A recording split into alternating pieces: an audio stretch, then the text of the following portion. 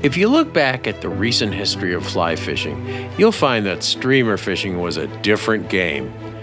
A streamer was something you tied on when dries and wets didn't work, or when the water was too high and dirty to fish anything else. Modern streamer fishing looks a lot different. Fly fishers now sometimes fish them throughout the day and not just at opportunistic moments. And the flies have gotten a lot bigger. In this show, we'll explore how streamer fishing has evolved and how to take advantage of this exciting and visual method of fly fishing. Oh yeah, nice fish!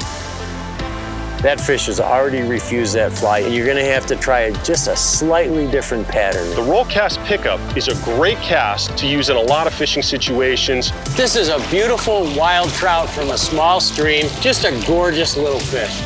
I say hit that bank. Let's go to that grass bed.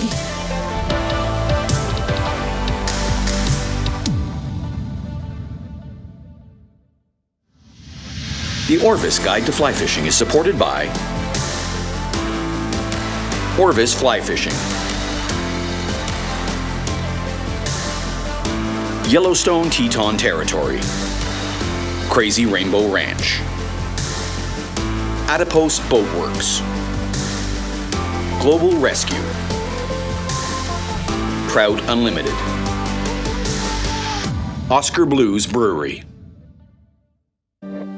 You can catch big trout on nymphs and dry flies, but most experienced anglers know that to catch the biggest trout in the river, you need to fish big flies. Large trout don't feed as often as smaller trout, and they may feed only once a day or even once every few days. When they leave their protected lies to feed, unless a heavy hatch is in progress, they're more likely to look for bigger morsels they can capture with less energy. Baitfish, frogs, mice, and large crayfish. So we're in down East Maine on Grand Lake Stream, home of 20th century streamer fishing. A lot of the classic patterns that came out of the streamer world came from here. Things like the gray ghost and various bucktails. Some of these flies were designed to be cast in rivers, but a traditional way to fish streamers is also to troll them behind a slow-moving canoe. Although these flies are still effective nearly anywhere, we've come a long way in streamer development with many exciting new fly patterns and techniques. So you wouldn't think in 44-degree water that a fish would come up for something, especially something as big as a streamer. But I had thrown a streamer into that fast water earlier. As soon as it hit the water, fish came up and rolled on it and didn't take it. And then I fished and fished and fished and didn't catch anything. So I came up here to this faster water, which common sense tells you that there shouldn't be fish in here when water's this cold. They should be in the deep, slow water. But sure enough, there was this pretty brook trout up there that ate a good-sized streamer. God, look at those spots. Fly tyers and anglers in Michigan and the Rockies have, in the past 20 years, modified the size, shape, and action of streamers to better imitate larger food sources, and in some cases have just developed flies that are nothing more than modified versions of spin lures. Large wild trout have been known to eat 7-inch stock trout, and in some rivers, it's a primary source of food for them. So we know the traditional 2 to 3-inch trout streamer can be improved upon. There are times when a smaller streamer just does not trigger the aggression or meet the calorie need of a large, hungry trout. To get these big, enticing streamers, tyers often use long, flowing materials like marabou and rabbit fur. And to get the length needed, they often make articulated patterns that incorporate a hook on a trailing stinger to take advantage of short strikes. Streamer fishing is so exciting, it's so visual, and it's violent, but it isn't always on. You would think you could just throw a streamer out here and a big brown trout, if he's around, would just jump on it, but that's not the case. Some days the streamer bite is on, some days it's not. Luckily, today the streamer bite is on for us. In order to effectively fish streamers in rivers or lakes, it's important to use the right fly line, or at least a modification of your line. If you fish big, deep rivers or those with a heavy flow, you'll need to go beyond your standard floating line, especially because many of these modern streamers use deer hair heads which buoy the fly up in the water. And many modern techniques call for using an unweighted or neutrally buoyant fly on a sinking line to be most effective. The quickest and easiest way to fish a sinking line is to attach a sinking poly leader to your floating fly line. You then just add a 3-foot piece of 2X or 1X tippet to the sinking section to turn your floating line into a sink tip line. So we've been fishing a bunch of fairly shallow channels this morning, and we're going down into some deeper section of river with some deeper holes. And I've been using just a floating line with a weighted fly, and that's been fine. We've got some fish. But I'm gonna need to get deeper now, and I don't really wanna switch lines, so there's an easy solution, is to take a poly leader, sinking poly leader, and put it on the end of your floating line. So I'm gonna rig that up now. These sinking poly leaders are 7 feet of high density fly line, so it sinks very quickly, and it's tapered, so it casts like a fly line. So all I'm gonna do is loop this onto my floating line, and then at the tippet end, you don't need a tapered leader or anything. All I do is I put a bimini twist in a piece of 1X, 2X fluorocarbon, and it's just level. You don't want a tapered leader because you want this thing to stay down low when you're stripping it in. So the bimini twist gives you a little bit of extra strength at your knot connection. It also gives you a little bit of a taper on your tippet. You normally streamer fish with a streamer line or with a floating line? You know, I usually use a floating line, and I put those poly leaders on if I want to get deeper. Yeah, poly leaders are awesome. Yeah, they're just, I mean, I don't think I own a sink tip anymore. And if it's really heavy, I seldom with trout, but if it's really heavy water, I'll put on a depth charge. Yeah. Ooh, there's a fish. There he is. Oh, good one too. Not a bad one at all. Switching to that sinking line. Yep, get it down in front of him. Yeah, that's a good fish. I've noticed sometimes when they get lazy, they'll watch those things swim over their head, but if they don't swim right in front of their face. Oh, what is he, stuck on something? No, he's just he's strong. Big. They're just strong. Super strong. Oh, that's a nice fish. Hey, stay wow. out. They don't like the world coming down on them. Whoa, man. Here I go. Okay, whoa. there you go. All right. Woo. Good job. Good job.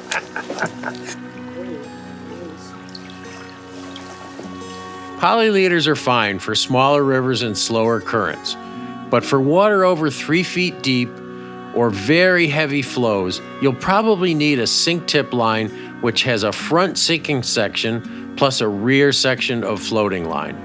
Your general purpose streamer line for most rivers and streams is a sink tip line with 12 to 15 feet of high density sinking line. It's ideal for getting a streamer down in the water column fast and keeping it there throughout the retrieve. For the very largest rivers, I also sometimes use a depth charge line in heavy water, which incorporates a full 30-foot sinking tip with an intermediate running line. It's your choice what kind of knot you use to attach a streamer to a heavy tippet like this.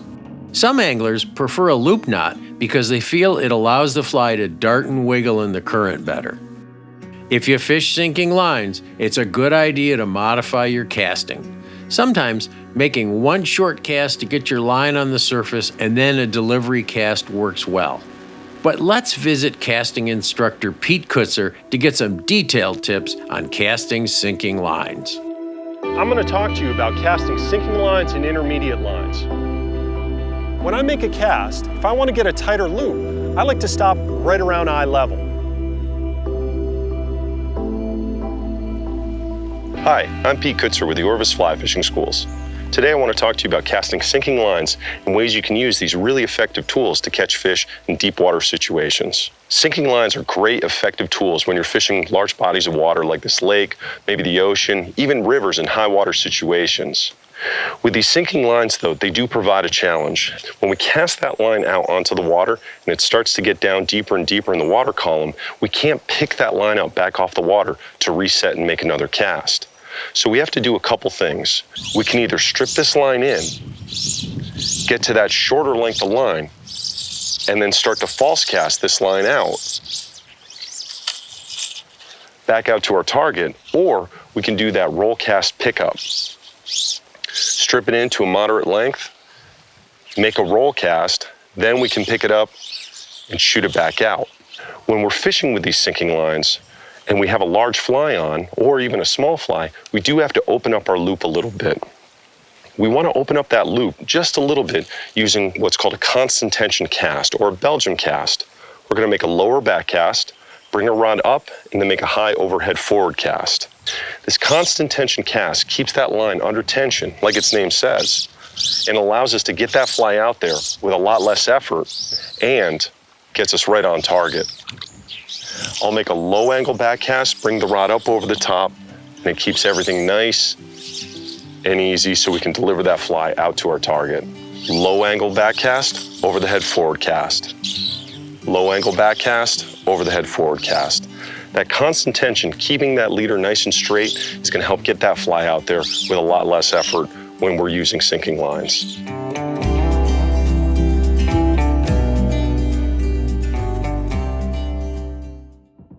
Now that you've learned about the flies and lines, let's explore how to present the fly in all kinds of water. The traditional way of fishing a streamer is to cast across the river or at 45 degrees downstream and strip back. This works well, but there are many subtleties you can incorporate into your streamer game. In streamer techniques, whether you're stripping the fly or just swinging it, keep your rod tip low and pointed at the fly. Don't think of striking. Just keep stripping until you feel the solid weight of the fish. Raising the rod tip to strike a fish may pull the fly away from a fish, and you also can't always get a solid set by using the rod. It's much better to strike with your stripping hand than quickly lifting the rod to fight the fish. Baitfish and crayfish don't often swim across current lanes, especially in faster water. They either struggle upstream or they dart downstream when being pursued by trout. By introducing a mend into your cast, either with a reach cast or by mending after the fly line hits the water, you can swim your fly upstream or downstream for longer distances than if you began your strip immediately. Additionally, an upstream mend can help to sink your fly a bit more before you start your retrieve. So sometimes when you're fishing a streamer, you want the fly to change direction, and it's really easy to do that with mends. So what I'm going to do is I'm going to cast my line out here. I'm going to start with a couple strips with the line straight, then I'm going to make a mend to the left, make a couple strips, make a mend to the right, make a couple strips, and that streamer will dart back and forth through the water like a predator's chasing it. As with any kind of fly fishing, you need to experiment with your retrieves until you find what works. In streamer fishing, it's especially important, as changing conditions can change the mood of the fish even from one day to the next. So there's a number of ways you can fish streamers. One is you can just cast across the current or quartering downstream and just let the fly swing. Maybe put a little mend in there to get the fly down a little bit, and then just let it swing in the current. Do nothing else. Let it come all the way around, strip it a few times back to you, pick up and cast again. You can fish a streamer upstream and kind of strip it back to you. You can strip it fast, or you can strip it with some pauses and let it flutter in the current. You don't have to worry about detecting a strike because the fish will really hammer this fly. And the other way you can do it is you can take that cross-stream delivery, and instead of swinging the fly, you can strip it and make it move. Sometimes you want to strip steadily. Sometimes you want to do maybe a couple little strips and then pause. Mix it up, because you never know on any given day what approach and what retrieve the fish are going to prefer. It's always a smart idea to listen to guides or just watch local anglers fish streamers. Here, Blake Jackson explains his streamer philosophy on the North Platte River in Wyoming.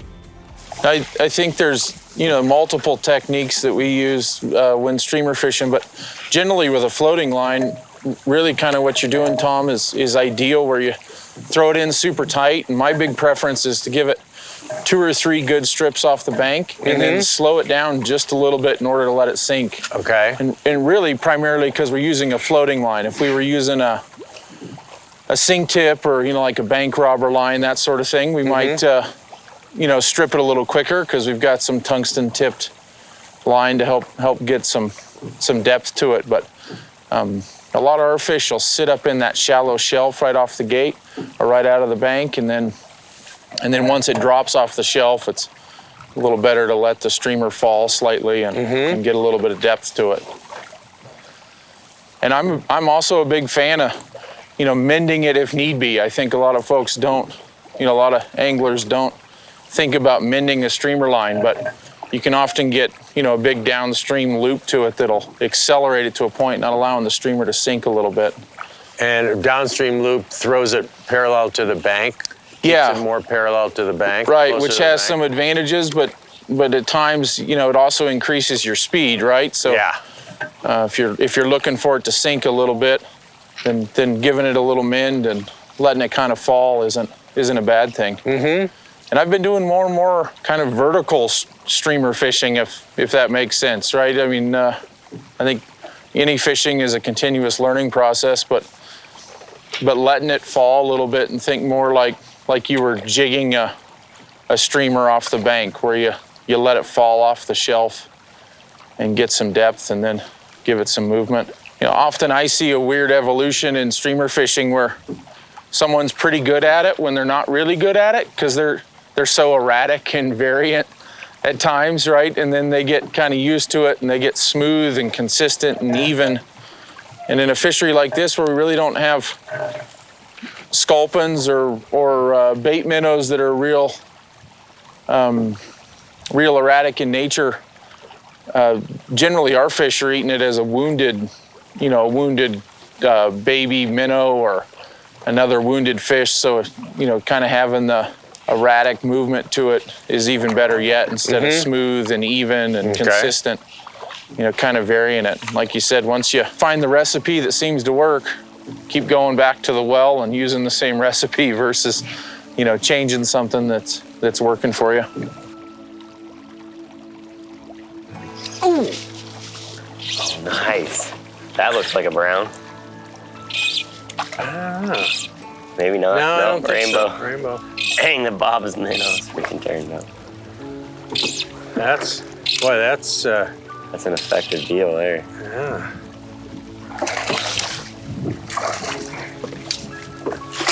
A little bit better fish. Yeah, getting bigger. Yeah.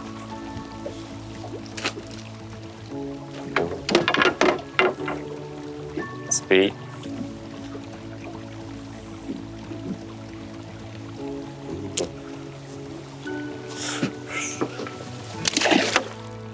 In general, if the water temperature is below 50 degrees, you'll want to slow down your strips and use frequent pauses. As the water warms and trout are more likely to chase your fly a long distance, you can speed up your retrieve. I've had trout in 60-degree water chase my fly over 50 feet, right to my feet.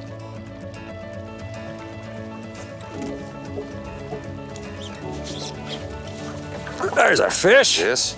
On the streamer.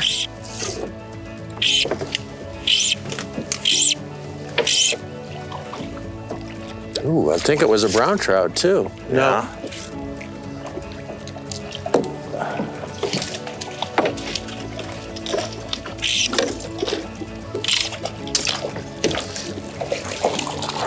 Good job.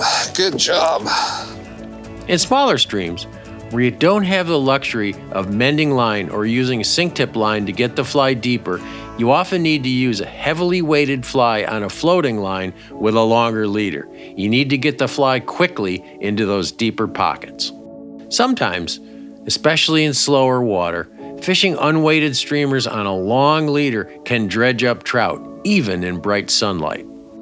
You know, you don't always want to just throw a streamer to the bank and rip it back to you, even from a drift boat. There are times when the fish aren't on the banks, or the fish are deeper, or it's bright sunlight, and it's just not going to work. So you got to have a few other things in your bag of tricks, like dead drifting a streamer, fishing it deeper and slowly with just a little bit of motion. So to do this, you need a weighted streamer and maybe 2 weighted streamers, or a weighted streamer and a split shot, or 2 weighted streamers and a split shot. You need to get down. And it's easiest in most water, believe it or not, with a floating line. You want a floating line with a relatively long leader, maybe 9 to 12 feet long, so that you can get those flies down. You have a lot of control with a floating line, and you can manipulate those flies a lot easier with a floating line, and you can see your strikes better.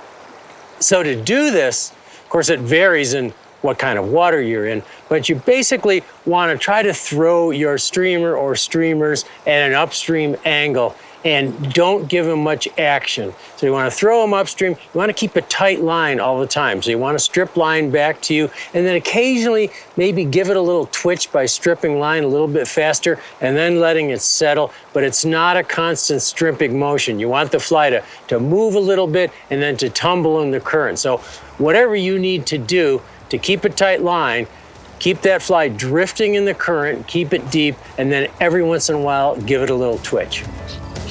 Come on, fish.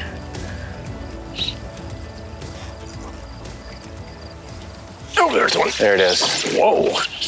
Gonna hit the anchor. Wow, that flying rooster tail through the water. He took off.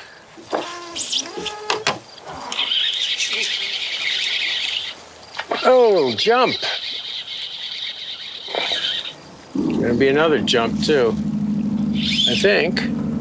Maybe another jump.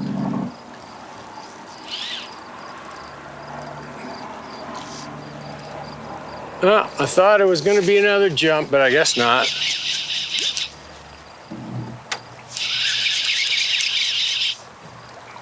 It's not a huge fish, just got a lot of spunk.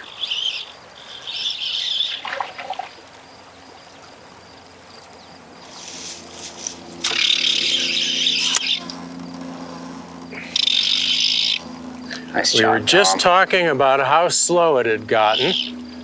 Tough fishing streamers in the middle of a bright sunny day.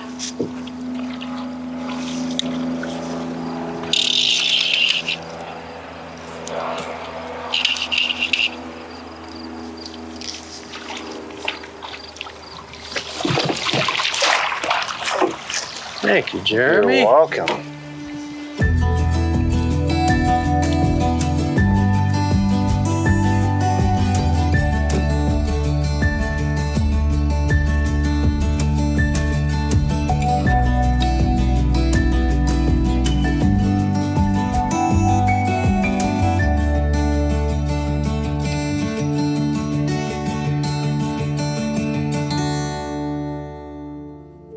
You can fish streamers at short distances using a modified Euro nymphing technique. None of your fly line touches the water, so it helps to have a long leader, over 12 feet long, and a longer rod to keep fly line off the water.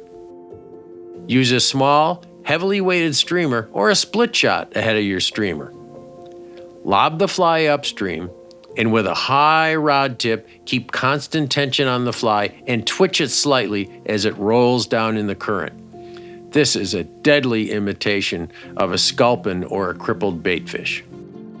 Trout spey is a relatively new and fun way to fish streamers while covering a lot of water. You can do it with an ordinary fly rod or with a light two-handed rod commonly known as trout spey or micro spey rod. These rods offer the ability to make a much longer cast using a modified Skagit line, and they're especially useful if you have limited backcast room.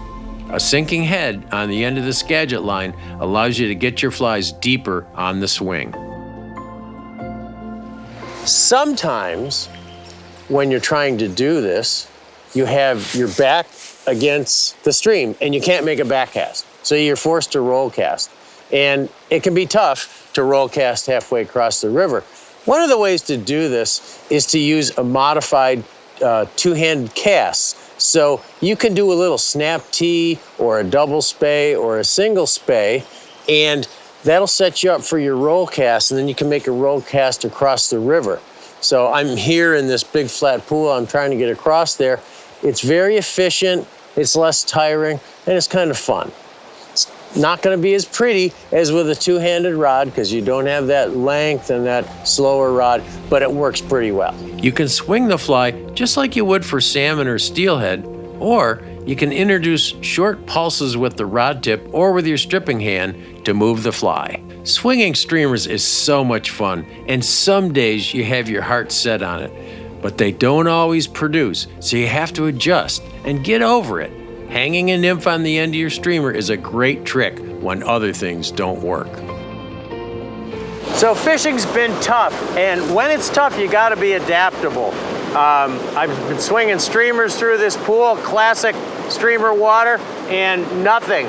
So what I did is I've got a sinking tip on here, short leader, and a little streamer, and then a hare's ear nymph dropped off that. Not something I normally do, but you know, you gotta try different things. When things aren't working, you have to switch it up. And so the hare's ear nymph was what caught this cute little brookie. Pretty fish, beautiful, beautiful shape. Big trout, especially browns, do a lot of feeding at night. Night fishing requires special care. First, never fish alone at night. Always go with a buddy. Second, know your water well. Never fish a stream you have not scouted during the day. You need to know where the submerged logs and drop-offs are. It's easy to see at night during a full moon, and you can try it, but from my experience, a dark night is always more productive when night fishing for trout. This is mainly a game for late spring through early fall. Warm, muggy nights seem to be the best. The best places to fish at night are typically those you would ignore during the day. Big trout move into the shallows, particularly backwaters and tails of pools at night, to hunt for baitfish, mice, and frogs. Your cast should be short, and your leader should be short and stout, about 5 feet a 20-pound test, because there's no room for playing fish at night when you can't see submerged snags. Flies to use at night include mice, unweighted streamers, or streamers with a deer hair head that make a wake on the surface. Black streamers are most visible at night, so keep your flies on the dark side. This is no place for slim baitfish imitations. Most of this fishing will be by feel, so one of the best ways is to cast across the current and just let your fly swing and wake on the surface. You can introduce little twitches by throwing in a few strips, but keep them small and slow. Strikes will typically not be vicious. You may hear a splash, or you may just feel a solid weight on the end of your line.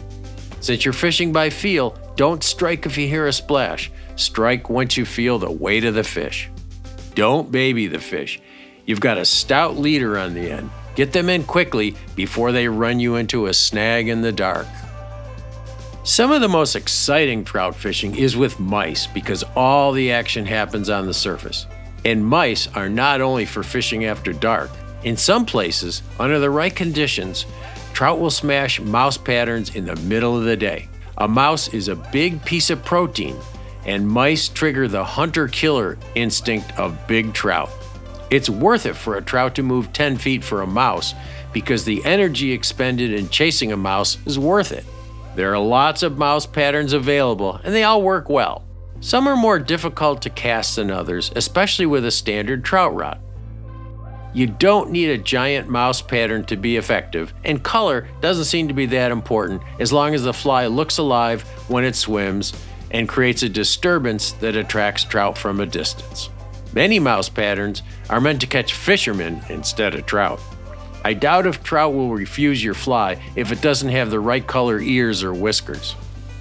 But they sure are fun to tie and fish. You need a floating line, a relatively stiff, short leader, like a regular knotless trout leader, cut back to about 6 feet and ending in a minimum of 1X or OX, which is about 12 to 15 pounds break strength. Cast your fly to a likely spot, sometimes right up on the bank. Try a twitch and pause retrieve or a slow, steady retrieve. Sometimes just swinging the fly in the current, especially in the tails of pools, can be effective.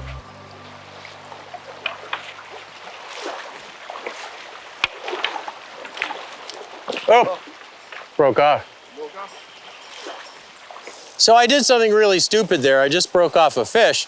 And what happened was, had caught a nice fish a couple casts before, hooked another fish, put a little pressure on it, and the tippet snapped in the middle of the tippet. They're big fish, there's a lot of rocks, and they're pretty abrasive. I wasn't smart enough to check my leader after that fish. And what you want to do is after you catch a big fish, look at your knot, and then look at your leader, look for signs of abrasion, make sure that your leader is still sound. You'll get a lot of short strikes on mice. Fish may try to drown a mouse, so resist the impulse to strike by raising your rod tip. Just keep stripping, and if you don't connect, keep moving the fly, as the trout may come back for a second pass. Keep stripping until you feel the solid weight of a fish. When you're on a new river, just trying to find out if any large trout are present, a mousefly is an exciting way to at least locate them. So we're here in a different river today. It's the outlet of a lake, and it's, as you can see, it's wider, shallower, but there's a central current out here where it's deeper, where we think the trout are. Not knowing anything else, I'm gonna start out with a mousefly, see what happens.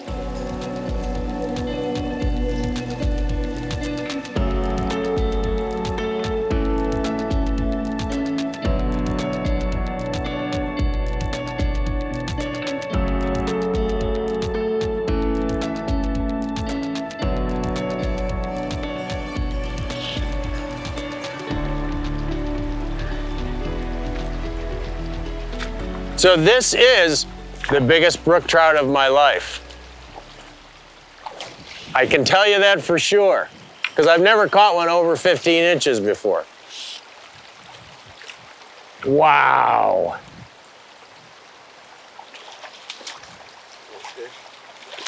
Okay, wow. Oh my God. Look at those colors.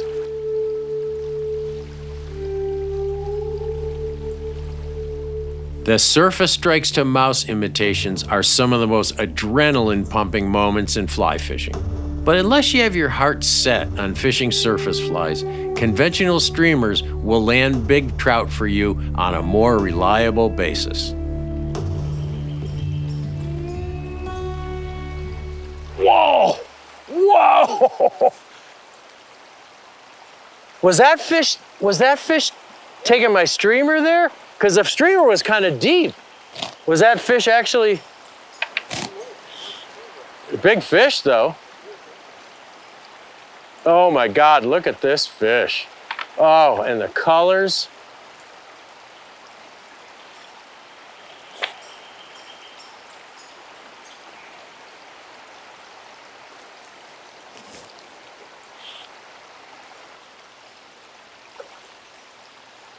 Whoa!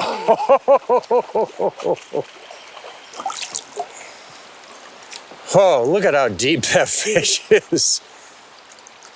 Ah. So since the dry fly was fun, but since we switched to the streamer, we've had a fish on almost every cast in here.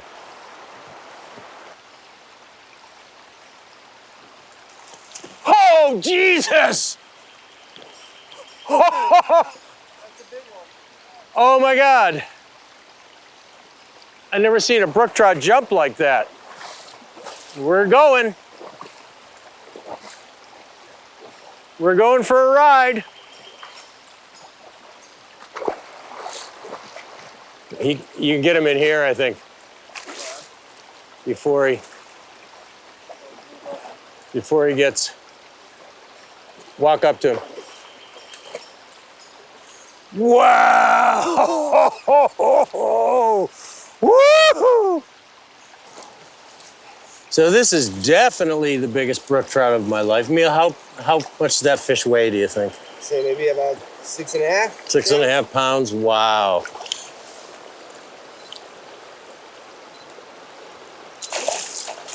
I love having to chase fish down through fast water. You know, it just adds so much to it. Oh, yeah. Especially when the wading's tough. Ooh, there's a fish, little brown. That way she'll turn over tight in these bushes, you know?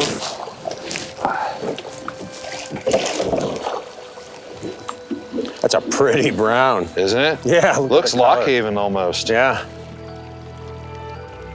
Thanks for watching our show on modern streamers. You know, you don't always catch big fish on streamers, but it's always fast-paced, it's exciting, sometimes it's visual. When you're fishing streamers, don't ignore the little tiny traditional streamers. Sometimes they're more subtle and more effective than the big, ugly, articulated things. You'll notice that we concentrated more on streamer fishing technique than we did on choosing fly patterns and colors. Honestly, I think picking a streamer is more a matter of luck and whimsy, and in the long run, it might not matter that much. Sure, there are some days when a particular streamer pattern seems to light up the fish, but I'm not sure that any old streamer might work. Pick a streamer, fish it various ways, and then if it doesn't work, it just might not be a streamer day. The unpredictability is what makes fly fishing fun.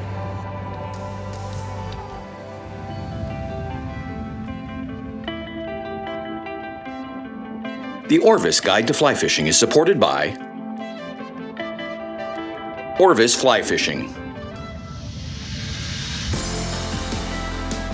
Yellowstone Teton Territory, Crazy Rainbow Ranch, Adipose Boat Works, Global Rescue,